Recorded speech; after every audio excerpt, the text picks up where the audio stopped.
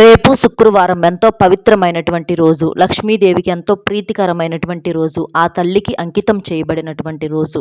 కాబట్టి రేపు మీరు ఆ తల్లికి ఎంతో ఇష్టమైనటువంటి ఉప్పుతో రహస్యంగా ఈ చిన్న పరిహారం గనక చేసినట్లయితే మీకున్నటువంటి కష్టాలు, అప్పులు, బాధలు, దరిద్ర సమస్యలు అన్నీ కూడా పోయి మీకు బాగా కలిసి రావటానికి, పట్టిందల్లా బంగారంగా మారటానికి ఈ ఉప్పుతో చేసే ఈ పరిహారం అనేది మీకు అద్భుతంగా సిద్ధిస్తుంది. శుక్రవారానికి సరి సమానమైనటువంటి పరిహారంగా ఈ ఉప్పు పరిహారం మనకు శాస్త్రాల్లో చెప్పటం అనేది జరిగింది. కాబట్టి తప్పనిసరిగా రాళ్ల ఉప్పుతోటి ఈ పరిహారం అనేది చేయటం వలన మీకున్నటువంటి ఎలాంటి మొండి సమస్యలైనా సరే ఇట్టే తీరిపోతాయి. అంటే మీ ఇంటి దరిదాపుల్లో కూడా ఆ సమస్యలు అనేవి రాకుండా ఉండటానికి, అంటే సమస్య అంటే ఎప్పుడైనా సరే ఒక్క మనకి వచ్చేటటువంటి కష్టాలే కాదండి, మనుషుల రూపంలో కూడా మన ఇళ్ళకి జనం ఏంటంటే కొంతమంది అట్లా వస్తూ ఉంటారనమాట. ఆ మనుషులు తెచ్చిపెట్టే సమస్యలు కూడా ఎక్కువగా ఉంటాయన్నమాట. అలాంటివన్నింటినీ కూడా తొలగించుకోవటానికి, అలాగే ఆర్థికంగా బాగా ఎదగటానికి, రుణబాధలు ఏమన్నా ఉన్నా తీర్చుకోవటానికి ఈ ఉప్పు పరిహారం అనేది అద్భుతంగా సిద్ధిస్తుంది. అది ఎలా చేయాలి ఏంటి అనేది కొన్ని నియమాలతో చేయాల్సి ఉంటుంది. కాబట్టి వీడియోని ఎక్కడా స్కిప్ చేయకుండా పూర్తిగా చివరి వరకు వినండి. అప్పుడు మీకు చక్కగా అర్థమవుతుంది. అలాగే వీడియోకి ఒక లైక్ ఇచ్చి సపోర్ట్ చేయండి. రేపు శుక్రవారం ఎంతో పవిత్రమైనటువంటి రోజు. రేపు ఉదయాన్నే లేచి చక్కగా ఇంటిని వాకిలిని శుభ్రం చేసుకొని, అలాగే వాకిట్లో కూడా అష్టదళ పద్మం ముగ్గు వేసుకొని, మీరు గడపకు కూడా పసుపు రాసి కుంకుమ బొట్లతో అలంకరణ చేయటం వలన ఆ తల్లి మీ ఇంట్లో తిష్ట వేసుకొని కూర్చుంటుంది. ఎందుకంటే గడప అంటే లక్ష్మీదేవి రూపం అన్నమాట. గడపను అంటే మనకు గతంలో వెనకటి రోజుల్లో చూసినట్లయితే మన పెద్దవాళ్ళు ప్రత్యేకంగా పూజలు చేస్తూ ఉండేవారు. గడప అంటే లక్ష్మీదేవి రూపంగా చెప్పుకుంటూ ఉంటారు. కాబట్టి గడపకు చక్కగా పసుపు రాసి కుంకుమ బొట్లతో అలంకరణ చేసి బియ్య పిండితో ముగ్గులు వేసేసి, అలాగే గుమ్మానికి కూడా మామిడి తోరణాలు కానీ, లేదా వేపాకుల తోరణాలు కానీ, లేదా ఇట్లా కట్టుకోవటం వలన ఏంటంటే మనకు బాగా మంచి జరుగుతుందన్నమాట. మనకు ఇంకా మనం పూల అంటే బంతి పూలతో మీరు అలంకరణ చేసుకోవచ్చు. ఇట్లా చేసుకోవటం వలన ఏంటంటే గుమ్మం అనేది అంత కలకలలాడుతూ ఉంటే ఆ ఇంటి లోపలికి లక్ష్మీదేవి రావటానికి అంత ఇష్టపడుతూ ఉంటుందన్నమాట. ఇక రేపు శుక్రవారం కాబట్టి మీరు చక్కగా ఒక ఉప్పు ప్యాకెట్ తీసుకొచ్చుకున్నా కూడా ఆ రూపంలో లక్ష్మీదేవి మీ ఇంటి లోపలికి అడుగు పెడుతుంది. ఎందుకంటే ఉప్పు ప్యాకెట్ మీరు తెచ్చుకుంటే మంచిది, అంటే మీ యొక్క అవసరాన్ని బట్టి. లేకపోతే మీరు ఇంట్లో ఉన్నటువంటి ఉప్పుతోనైనా ఈ పరిహారం అనేది చేసేసుకోవచ్చు అనమాట. ఇక చక్కగా తలంటు స్నానం చేసుకొని మీరేంటంటే నలుపు రంగు బట్టలు ధరించకూడదు. శుక్రవారం ఏంటంటే లక్ష్మీదేవికి ఇష్టమైనటువంటి రోజు కాబట్టి పసుపు రంగు, ఆకుపచ్చ రంగు, ఆరెంజ్ రంగు, ఎరుపు రంగు, ఇలాంటి రంగులు ఏంటంటే లక్ష్మీదేవి ఎక్కువగా ఇష్టపడుతూ ఉంటుందన్నమాట. కాబట్టి మీరు నలుపు తప్ప నలుపు, బ్లూ రంగు, డార్క్ కలర్సు అంటే బూడిద రంగు, ఇలాంటివి కాకుండా ఇక మిగిలినవి మీరు ఏ రంగులైనా వేసుకోవచ్చు అనమాట. అలా వేసుకోవటం వలన మనం కట్టుకునేటటువంటి బట్టలను బట్టి కూడా మన యొక్క కళ అనేది ఆధారపడుతూ ఉంటుందన్నమాట. ఇక రేపు శుక్రవారం కాబట్టి మాంసాహారం కూడా వండకుండా తినకుండా ఉంటే మంచిదనమాట. ఇక ఇట్లా చేసేసుకొని మీరు అంటే వాకిట్లో కూడా అష్టతల పద్మ ముగ్గు వేసుకొని పసుపు కుంకుమలు చల్లుకోండి.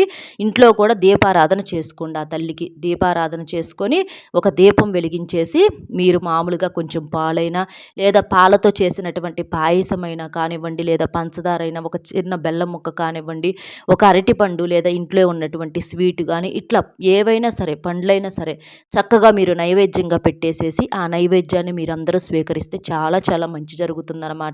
ఇంకా శుక్రవారం కాబట్టి మీరు నైవేద్యంగా పాలు పెడితే చాలా మంచిదండి. ఎందుకంటే పాలల్లో కూడా లక్ష్మీదేవి తల్లి ఉంటుంది కాబట్టి చక్కగా పాలు నైవేద్యంగా పెట్టి ఆ పాలను మీరు పిల్లలకి ఆహారంగానన్నా ఇవ్వచ్చు. లేదా మీరైనా సరే అంటే టీ పెట్టుకోవటం కానివ్వండి, కాఫీ పెట్టుకొని తాగటం కానివ్వండి, లేదా ఆ పాలను తోడుగా పెట్టుకొని పెరుగుగా వేసుకోవటం వల్ల కానివ్వండి మీకు చాలా మంచి జరుగుతుందనమాట. ఈ రోజున ఏంటంటే ఎవ్వరికి పాలు కానీ, లేదా పంచదార కానివ్వండి, పసుపు కానివ్వండి, ఉప్పు కానివ్వండి, ఇలాంటివి ఏవి కూడా ఎవ్వరికి అప్పుగా ఇవ్వకూడదు. ఇవి ఇస్తే ఆ రూపంలో లక్ష్మీదేవి మీ ఇంటి లోపల నుంచి బయటికి వెళ్ళిపోతుందనమాట. అలాగే డబ్బు కూడా ఎవ్వరికి అప్పుగా ఇవ్వకూడదనమాట. ఇంకా మీరేంటంటే చాలామంది ఏంటంటే పెరుగుని ఏంటంటే ఇంట్లో తోడు పెట్టుకోకుండా ఉంటారనమాట. కొంతమంది తోడుకు పెరుగు అడుగుతూ ఉంటారనమాట. అట్లా తోడుకు పెరుగు కూడా మనం ఈ రోజున ఎవ్వరికీ ఇవ్వకూడదు. అలా ఇచ్చినా కూడా ఆ తల్లి వాళ్ళ ఇంటికి వెళ్ళిపోయే అవకాశం అనేది ఉంటుంది. అలాగే ఇంట్లో కూడా ఎప్పుడు పాలు, పెరుగు ఉండేటట్లుగా చూసుకోండి. ఎందుకంటే ఏ ఇంట్లో అయితే రోజు పెరుగును తోడు పెట్టుకుంటూ ఉంటారో, పెరుగు అంటే మన సంపద పెరగటం అనమాట. ఆ ఇంట్లో లక్ష్మీదేవి ఎప్పుడూ కూడా తాండవం ఆడుతూ ఉంటుందన్నమాట.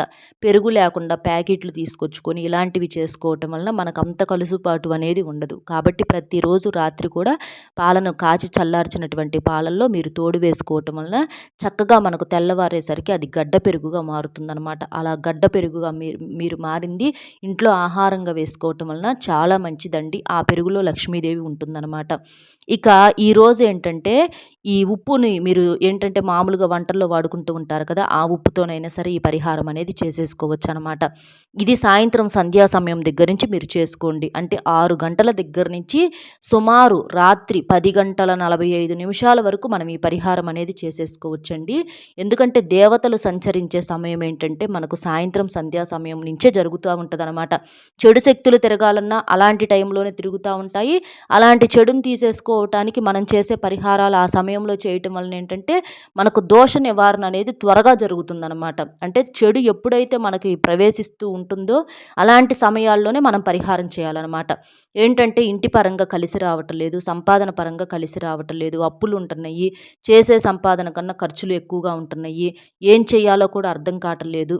అంటే కనీసం ఉండటానికి ఒక ఇల్లు కూడా లేదు, సొంత ఇల్లు కట్టుకోవటానికి కూడా కట్టుకోలేకపోతున్నాము. ఇట్లా ఏంటంటే పిల్లల చదువులు కానీ, కుటుంబ ఖర్చులు కానీ ఎన్నో రకాల బాధలతో సతమతమైపోతూ ఉంటారనమాట. ఎందుకంటే రోజులు మారినాయి కాబట్టి రోజులతో పాటుగా ఖర్చులనేవి పెరిగాయి. తాగే నీటి కాడి నుంచి అంటే వేసుకునే ఫ్యాన్ కాడి నుంచి ప్రతీదీ కూడా ఏంటంటే బిల్లులు ప్రతి దానికి కరెంటు బిల్లులని అట్లా అంత ఖర్చుతో పననమాట. అంత కరెన్సీ లేనిదే మనకి ఈ రోజుల్లో దేనికి కూడా అసలు మనిషి అనే వాళ్ళకి విలువ అనేది లేదనమాట. కాబట్టి సరే కోట్లకు కోట్లు లేకపోయినా పర్వాలా, కనీస అవసరాలను ఇప్పుడు సంపాదించుకునే వాళ్ళేమో మంచిగా ఎదిగిపోతున్నారు. కానీ వాళ్ళ ఎదుగుదలని మీరు అంటే అదొక్కటే చూస్తారు కానీ అసలు వాళ్ళు ఏమేం చేస్తే అలా వెళ్తున్నారా అన్న విషయం చాలామంది కూడా పట్టించుకోరు. అనుకుంటారు తండ్రులు ఇచ్చారులే, స్థిరాస్తులు ఉన్నాయిలే, వెనకమాల ఇచ్చేవాళ్ళు ఉంటే మేము సెటిల్ అవుతాం అది ఇది అని చెప్పేసేసి అనుకుంటారు. కానీ వాళ్ళేంటంటే ఈ గొప్ప గొప్ప వాళ్ళందరూ కూడా ఇలాంటి పరిహారాలు పూజలు ఎక్కువగా పాటిస్తూ ఉంటారు. మీరు గమనించండి, వాళ్ళ ఇళ్ళల్లో ఎప్పుడు మేము పూజ చేసుకుంటున్నామనో, లేకపోతే నోము నోసుకుంటున్నామనో, వ్రతాలు చేసుకుంటున్నామనో ఇట్లా ఎప్పుడూ కూడా చేస్తూనే ఉంటారు. వాళ్ళు ఎంత చేసే కొందికి చెడంతా కూడా అంతా వెళ్ళిపోయి వారికి బాగా కలిసి వస్తుందన్నమాట. అలాగా వారి యొక్క ఎదుగుదల సీక్రెట్ అదేనమాట. మనమేంటంటే అంటే మధ్యతరగతి వాళ్ళు వచ్చేటప్పటికి ఇంట్లో ఆడవాళ్ళు, మగవాళ్ళు అందరూ కష్టపడతా ఉంటారు. ఏంటంటే చెరొక రూపాయి ఉంటేనే వేడి నీళ్ళకు చన్నీళ్ళు తోడన్నట్లుగా అలా ఉంటేనే మనం లాగగలుగుతాము అని చెప్పేసి ఏంటంటే ఆడవాళ్ళు కూడా కష్టపడి చేస్తూ ఉంటారు. అలా చేయటం వలన ఏంటంటే అంటే ఇంట్లో పట్టించుకోవటానికి ఉండదు ఓపిక. ఒకటి చేస్తే ఇంకొకటి చేసే అంత ఓపిక అనేది ఎవరికీ ఉండదు ఈ రోజుల్లో. ఎందుకంటే అంతంత మాత్రంగా మనం తినే తిండ్ల మీద మన యొక్క ఓపిక అనేది ఆధారపడి ఉంటుంది. అంతేకాకుండా మానసికంగా ఆలోచనలు వాటి మూలాన శక్తి అనేది తగ్గిపోతూ ఉంటుందన్నమాట. అలా మీరేంటంటే వచ్చే ఒక రూపాయి చూసుకుంటున్నారు. అలా కాకుండా మీరేంటంటే భర్త చేస్తా ఉన్నప్పుడు ఇంట్లో మీరు ఇంటిని శుభ్రం చేసుకోవటము, భర్తని చక్కగా ప్రేమగా చూసుకోవటం అవ్వచ్చు, లేదా ఇంట్లో ఇలాంటి పూజలు పరిహారాలు చేసుకోవటము, ఇలాగా లేదా ఇంట్లో మీకు అంటే ఇంట్లో ఉండి చేసే పనులు ఏదన్నా ఉంటే చేసుకోగలిగి అంటే ఎక్కువగా ఇలాంటివి చేసుకోగలిగినప్పుడు ఏంటంటే మీకు సంపాదన పరంగా మంచిగా కలిసొచ్చేటటువంటి అవకాశం అనేది ఉంటుందన్నమాట. ఎందుకంటే చెడు అంతా కూడా ఎప్పటికప్పుడు వెళ్ళిపోతూ ఉంటుంది. అలా కాకుండా ఎక్కడ పడేసేసి మగ మనిషి బయటికి వెళ్ళిపోతాడు, ఆడ మనిషి బయటికి వెళ్ళిపోయిద్ది. ఇక పిల్లలు ఏంటంటే అసలు అంటే ప్రేమగా ఎవరి దగ్గర కూర్చోవాలో కాసేపు తెలీదు, ఎట్లా ఉండాలో తెలీదు, ఏమీ అర్థం కాదు. వాళ్ళు రేత్రి వస్తారు, వీళ్ళు రేత్రి వస్తారు, వచ్చేటప్పటికి ఇక ఒక కుటుంబం అని ఉండదనమాట. అంటే ఒక మెకానిక్ లైఫ్ అయిపోతుందనమాట. కాబట్టి అలా కాకుండా మీకు ఎంతసేపటికి ఎంత పరిగెత్తినా సాధించేది ఏమీ ఉండదు. మళ్ళీ ఎంత చేసినా కూడా కనీస అవసరాల వరకు ఏమన్నా తీరతాయేమో కానీ మళ్ళీ ఏదన్నా ఒక రూపాయి వెనకేసుకునే అంత ఉండదన్నమాట. అలా కాకుండా ఆ కలుసుబాటు కోసం మీరు ఇలాంటి పరిహారాలు చేసుకుంటే అదృష్టం అనేది తలుపు తడుతుందనమాట. కాబట్టి మీరేం చేస్తారంటే ఒక స్టీలు ప్లేట్ కానీ లేదా మామూలుగా ఇత్తడి ప్లేట్ కానీ ఏదో ఒకటి తీసేసుకొని ఒక గిన్నె అయినా తీసుకోవచ్చు. అలా తీసుకొని దాంట్లో ఎడమ చేత్తో ఒక గుప్పెడు ఉప్పు తీసుకొని చిటికెడంత పసుపు, కుంకుమ 5 అంటే 5 యాలకులు దీని మీద వెయ్యాలన్నమాట. అలా వేసేసిన తర్వాత దీన్ని మీరేం చేస్తారంటే ఈ ప్లేటును పట్టుకొని మీ ఇంట్లో ప్రతి రూమ్ కూడా తిరగండి. అలా తిరిగేసిన తర్వాత ఈ ప్లేటుని తీసుకెళ్ళి మీ ఇంటి బీరువా కింద పెట్టండి. ఎందుకంటే ధనాన్ని ఆకర్షించేది బీరువా. అంటే మనం చేసి కష్టపడి సంపాదించిన సొమ్మంతా తీసుకెళ్ళి ఎక్కడ పెడతాము? బీరువాలో పెడతామనమాట. కాబట్టి బీరువా అంటే ఎంతో పవిత్రమైనది. కాబట్టి అక్కడ బీరువా కింద పెట్టండి. అలా పెట్టటం వలన ఏంటంటే మన ఇంట్లో ఏదన్నా చెడు శక్తులు, కంటికి కనబడని కారాత్మక శక్తులు, ఏదన్నా డబ్బు పరంగా ఏంటంటే తీయటమే గాని అంతసేపటికి బీరువాలో పెట్టటం అనేది లేకుండా ఇట్లా ఏంటంటే ఇబ్బంది పడతా ఉంటాము. అలాంటివన్నీ కూడా తొలగిపోతాయి. యాలకులు ఏంటంటే ధనాన్ని బాగా ఆకర్షిస్తాయన్నమాట. 5 యాలకులంటే 5 అంటే లక్ష్మీదేవికి ఇష్టమైనటువంటి సంఖ్య, అదృష్ట సంఖ్య అనమాట. కాబట్టి 5 యాలకులు తీసుకోవాలి. ఆకుపచ్చవి, ఎండిపోయినవి కాదనమాట. ఉప్పు ఏంటంటే లక్ష్మీదేవి రూపం. సముద్ర గర్భం నుంచి పుడుతుంది కాబట్టి ఉప్పు ఎంతో శక్తివంతమైనది. ఉప్పు ఏంటంటే అప్పులను తీరుస్తుంది, ఆర్థిక సమస్యల నుంచి, కష్టాల నుంచి బయటపడేస్తుంది. ఇక పసుపు, కుంకుమలు ఏంటంటే మంగళకరమైనవి, శుభప్రదమైనవి. కాబట్టి సింపుల్‌గా అంతే. ఆ ప్లేట్ తీసుకోవటం, ఒక గుప్పెడు ఉప్పు వేసేసుకోవటం, ఎడమ చేత్తోటి చిటికెడంత పసుపు, కుంకుమ, 5 యాలకులు వేసేసి ఇల్లంతా కూడా ఒకసారి తిప్పేసి, ఇంకా మీకు పూజ చేసుకుంటే పూజ దగ్గర పెట్టి మీ సంకల్పం ఏదైతే ఉందో అది చెప్పుకొని, అంటే మాకు బాగా కలిసి రావాలి, మేము మంచిగా సెటిల్ అవ్వాలి అని చెప్పేసి సంకల్పం చెప్పుకొని తర్వాత ఇల్లంతా తిప్పేసేసి దాన్ని తీసుకెళ్ళి మీరు ఇక ఆ బీరువా కింద పెట్టేసేసేయండి. ఇక ఆ రోజంతా కూడా అంతే ఉంచేసేయాలి. ఇక మీరు ఇట్లా ఎన్ని రోజులు ఉంచాలి అనంటే 1, 2 రోజులకి ఇంట్లో గనక బాగా అంటే ఇంటి మీద కానీ మనుషుల మీద కానీ దిష్టి ఉంటే ఆ ఉప్పు అనేది కొంచెం రంగు మారుతుందనమాట. కొంచెం నలుపు రంగులోకి వస్తుంది. తెల్లగా ఉన్న ఉప్పు కాస్త రంగు మారుతుంది. అలాగా మీకు 1, 2 రోజుల్లో మార్పు అనేది కనిపిస్తుంది. ఇక మీరేంటంటే వెంటనే మారిందనుకోండి, శనివారం రోజున తీసుకెళ్ళి ఎక్కడన్నా పారే నీళ్ళల్లో పోసేసేయండి. లేదా 1, 2 రోజులు అట్లా 2, 3 రోజులు దాకా అంతే ఉందనుకోండి, నిదానంగా చెడును గ్రహిస్తూ ఉంటుంది. కానీ మూడో రోజు తర్వాత మాత్రం వెంటనే తీసుకెళ్ళి పారబేసేసేయండి. నిండా 3 రోజులు మాత్రం అంతే ఉంచేసేసేయండి ఆ బీరువా కింద. అలా ఉంచేసేయటం వలన పూర్తిగా చెడు మొత్తం కూడా వెళ్ళిపోతుందనమాట. నరదిష్టి అనేది వెళ్ళిపోతుంది. డబ్బు పరంగా ఖర్చులు తగ్గి మనకు కూడా ఆదాయం అని పెరిగి అప్పులు కూడా తీరుతాయి. ఇంకా మనం ఏంటంటే సంపాదన పరంగా 4 దిక్కుల నుంచి దూసుకు వచ్చేటటువంటి అవకాశం అనేది ఉంటుంది. మూసుకుపోయినటువంటి ధనద్వారాలు తెరుచుకుంటాయి. అన్నింటికి మించి మన కష్టంతో పాటుగా ఆ తల్లి యొక్క అనుగ్రహం అనేది ఉండి మంచిగా కలిసి వచ్చేటటువంటి సమయం అనేది వస్తుంది. ఏమీ లేదండి, ఒక్కసారి ఆ తల్లి యొక్క చల్లని చూపు కనుక మన మీద పడిందంటే కోటేశ్వరులు అవ్వటం అంటే అది పెద్ద విషయం ఏమీ కాదు. ఆ కలుసుబాటు కోసము ఆ తల్లి యొక్క కరుణా కటాక్షాల కోసం ఇలాంటి పరిహారాలు చేసుకుంటే మనకు మంచిగా సిద్ధిస్తుందనమాట. చెడుని ఎంత తీసేసుకుంటుంటే మంచి అనేది మన అంత దగ్గరకు వస్తూ ఉంటుందన్నమాట.